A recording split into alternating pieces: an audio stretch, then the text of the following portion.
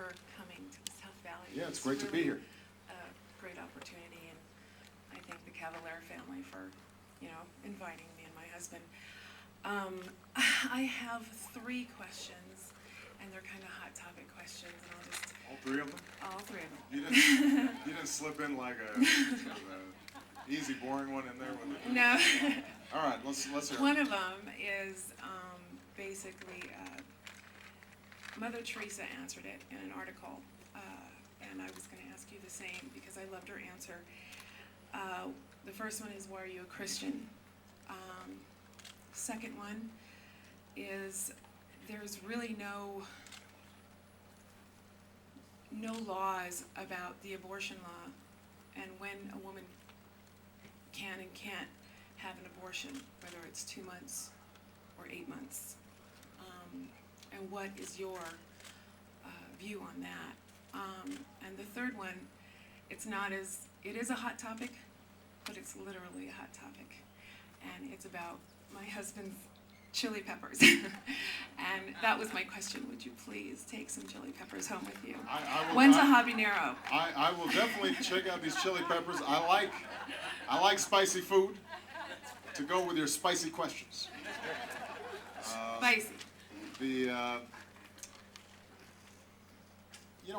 I'm a Christian by choice. My family didn't. Frankly, they weren't folks who went to church every week. My mother was one of the most spiritual people I knew, but she didn't raise me in the church. So I came to my Christian faith later in life, and it was because the precepts of Jesus Christ spoke to me in terms of the kind of life that I would want to lead. Being my brothers and sisters' keeper, treating others as they would treat me. And I think also understanding that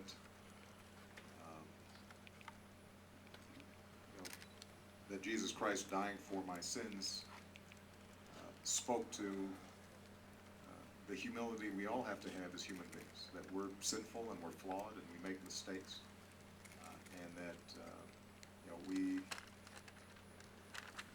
achieve salvation through the grace of God. But what we can do, as flawed as we are, is still see God in other people and do our best to help them find their own grace.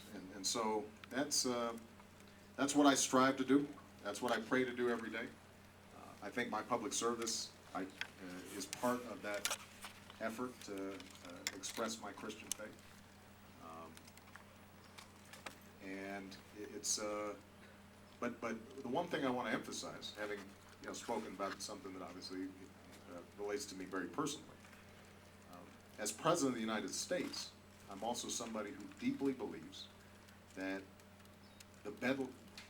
part of the bedrock strength of this country is that it embraces people of many faiths and of no faith.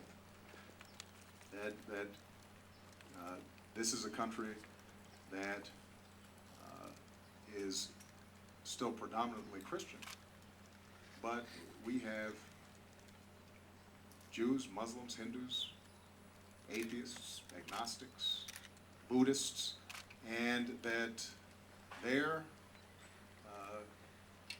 own path to grace is one that we have to revere and respect as much as our own. And that's part of what makes this country what it is. Now, with respect to the abortion issue, I actually think, there are laws, both federal, state, and constitutional, that are in place. And I think that, this is an area where I think Bill Clinton had the right formulation a couple of decades ago, which is abortion should be safe, legal, and rare. I think that it's something that all of us should recognize is a difficult, sometimes oftentimes tragic situation that families are wrestling with. I think the families and the women involved are the ones who should make the decision, not the government.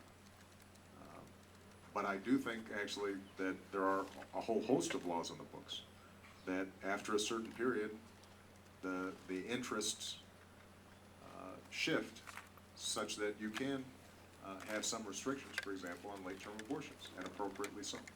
So so there is in fact a set of rules in place. Now, people still argue about it and still deeply disagree about it, and that's part of our democratic way. All right, next.